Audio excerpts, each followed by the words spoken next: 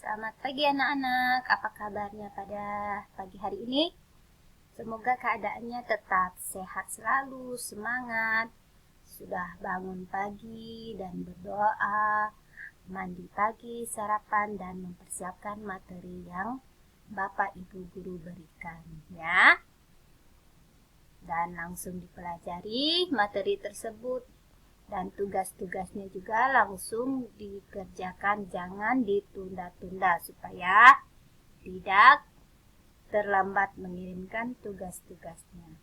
Sebelum kita memulai pembelajaran pada pagi hari ini, terlebih dahulu kita berdoa. Atas nama Bapa, Putra, dan Roh Kudus, amin. Bapa kami yang ada di surga, dimuliakanlah namamu.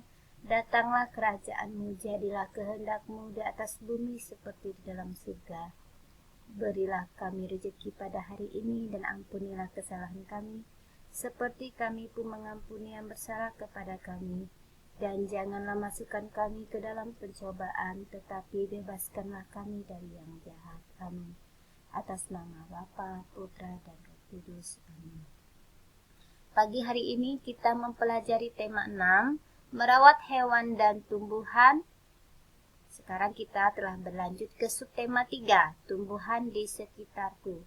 Pembelajaran yang ketiga. Dalam pembelajaran yang ketiga ini, pelajaran apa saja yang kita bahas? Yuk kita lihat sama-sama.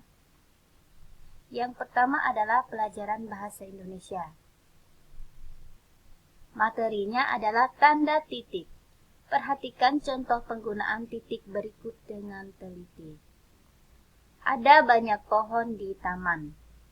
Udara di taman menjadi sejuk. Tanda titik dipakai pada akhir kalimat yang bukan pertanyaan atau seruan. Tanda titik menandakan sebuah kalimat telah selesai. Nah, di sini tanda titik itu digunakan pada kalimat yang menandakan kalimat itu telah selesai ya. Tanda titik tidak digunakan pada pertanyaan atau seruan. Sedangkan tanda pertanyaan ini kita tahu. Pertanyaan itu selalu diakhiri dengan pertanyaan, tanda tanya. Sedangkan seruan diakhiri dengan tanda seru. Masing-masing semua sudah ada ya, ada aturan dalam penulisannya. Kita lihat di sini halaman rumahku. Ayah dan ibu suka menanam pohon. Mereka menanam di halaman. Halamanku hijau dan indah. Nah, di sini sebenarnya ada titiknya ya. Nah, ada titiknya dan juga ini ada titik, ada titik. Kalimatnya adalah kalimat pendek, tidak kalimat panjang. Lalu akhirannya diakhiri dengan titik. Itu ya. Pelajaran seni budaya dan prakarya. Dengan materinya membuat karya dari tanah liat.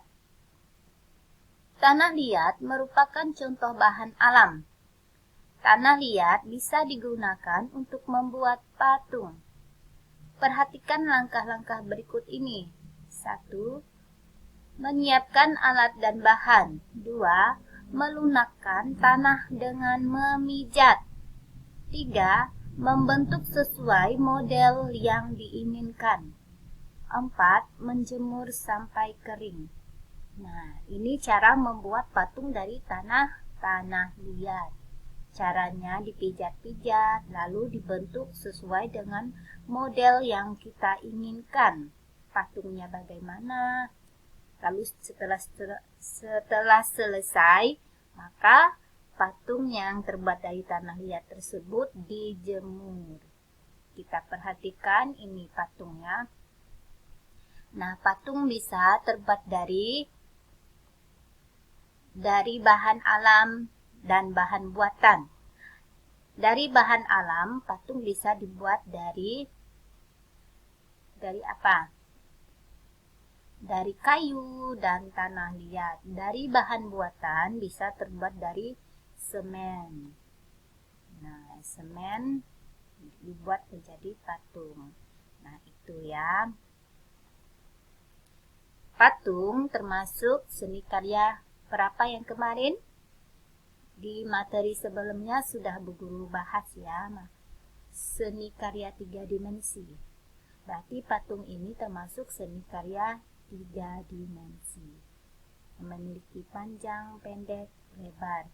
Bisa dilihat dari berbagai arah.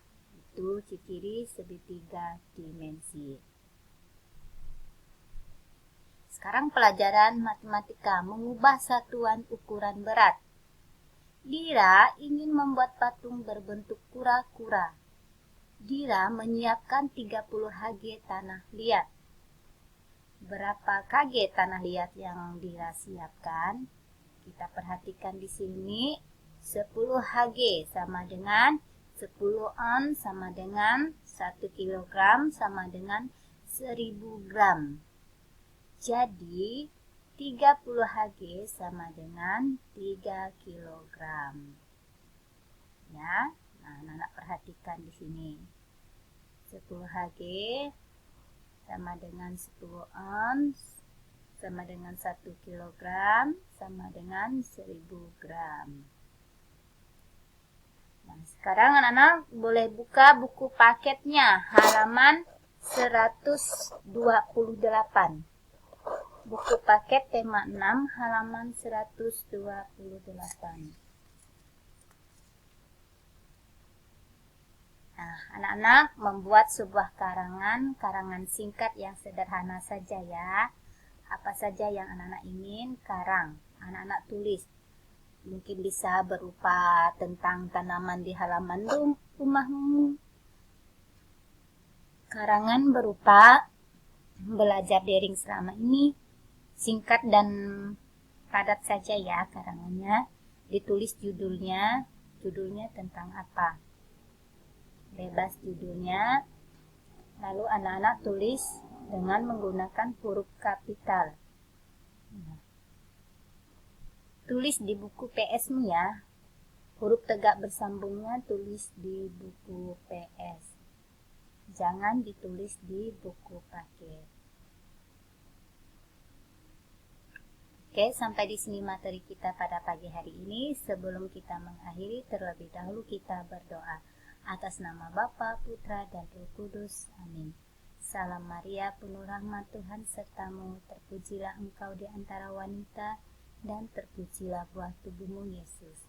Santa Maria, Bunda Allah, doakanlah kami yang berdosa ini, sekarang dan waktu kami mati. Amin. Selamat pagi dan Tuhan memberkati.